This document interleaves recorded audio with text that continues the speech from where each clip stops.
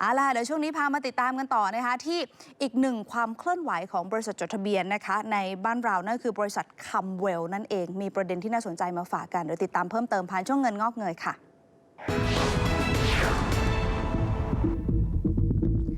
บริษัทคัมเวลนะคะเขาเป็นบริษัทจดทะเบียนที่อาจจะเข้ามาจดทะเบียนในตลาดไม่นานนะคะเป็นบริษัทที่ทำเกี่ยวกับเป็นผู้ผลิตแล้วก็จัดจำหน่ายผลิตภัณฑ์ระบบป้องกันฟ้าผ่าและเตือนภัยฟ้าผ่าอย่างครบวงจรค่ะล่าสุดผู้บริหารค่ะประธานเจ้าหน้าที่บริหารนะคะคุณบุญศักดิ์เกียรติจรุลเลิศประธานเจ้าหน้าที่บริหารจากคัมเวลคอร์ปอเรชั่นจำกัดมหาชน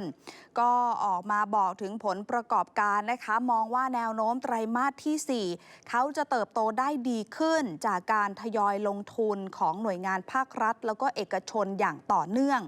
อย่างล่าสุดค่ะบริษัทก็เตรียมจะรับรู้รายได้นะคะจากการส่งมอบสินค้า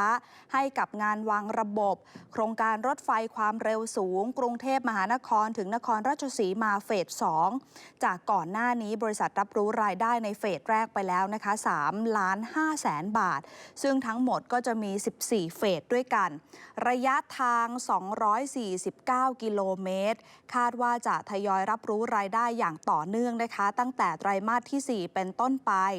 ขณะที่ผลประกอบการไตรมาส3ค่ะบริษัทมีรายได้รวมนะคะอยู่ที่107ล้านบาทและมีกำไรสุทธิ4,800,000 บาททำให้ผลประกอบการในงวด9เดือนของปีนี้รายได้รวม326ล้านบาทและกำไรสุทธิ21ล้านบาทซึ่งทางผู้บริหารเองนะคะก็มั่นใจว่าผลประกอบการในปี2562จะเติบโตใกล้เคียงกับปีก่อนค่ะที่มีรายได้469ล้านบาทนะคะโดยเขาทำธุรกิจทั้งในแล้วก็ต่างประเทศด้วยเพราะว่ามีสัดส่วนรายได้จากต่างประเทศ 19.5%และรายได้ภายในประเทศ 74.7% นะคะนี่ก็เป็นความเคลื่อนไหวแล้วก็รายละเอียดล่าสุดของคัมเวลนะคะซึ่งเดี๋ยวดูราคาหุ้นของเขากันหน่อยดีกว่าค่ะคุณผู้ชมราคาหุ้นล่าสุดของคัมเวลวันนี้ไม่เปลี่ยนแปลงนะคะ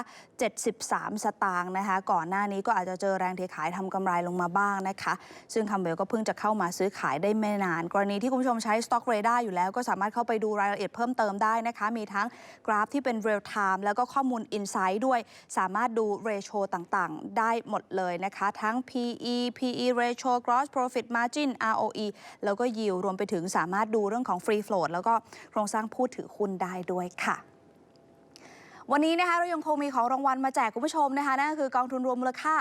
1,000 บาทจากหยวนต้านะคะแน่นอนว่าตอนนี้เราเปิด2ช่องทางให้คุณผู้ชมได้ร่วมสนุกกันนะคะช่องทางแรกก็คือส่งคำตอบมาทาง Line แอดของ Money Chat แล้วก็อีก1ช่องทางนะคะกรณีที่ดูผ่าน Facebook Live ก็สามารถที่จะคอมเมนต์คำตอบเข้ามาได้เลยนะคะคุณผู้ชมอาจจะเป็นผู้โชคดีที่ได้รับรางวัลไปเลยก็ได้นะคะเพราะว่าเรามีมาแจกแบบทุกวันเลยนะคะ 1,000 บาทนี้ก็น่าจะต่อยอดการสร้างความมั่งคั่งได้แล้วก็ที่สำคัญตอนนี้การติดตามรายการต่างๆของ Money Chat นะคะก็มีทั้งดูผ่านทีวีแบบเรียลไทม์ค่ะดูผ่าน Facebook ก็ได้นะคะคุณผู้ชมก็อย่าลืมไปกดไลค์กดแชร์แฟนเพจของ Money Chat นะคะแล้วก็ Subscribe ใน YouTube ด้วย Money Chat Thailand นั่นเองค่ะเอาละค่ะเดี๋ยวช่วงนี้เราพักกันก่อนสักครู่หนึ่งนะคะช่วงหน้าเตรียมตัวเตรียมใจเตรียมร่างกายเตรียมสมองให้พร้อมนะคะแล้วก็เตรียมความไวด้วยเดี๋ยวเราจะกลับมาเจอกันในช่วงหุ้นละพันวันละกองค่ะ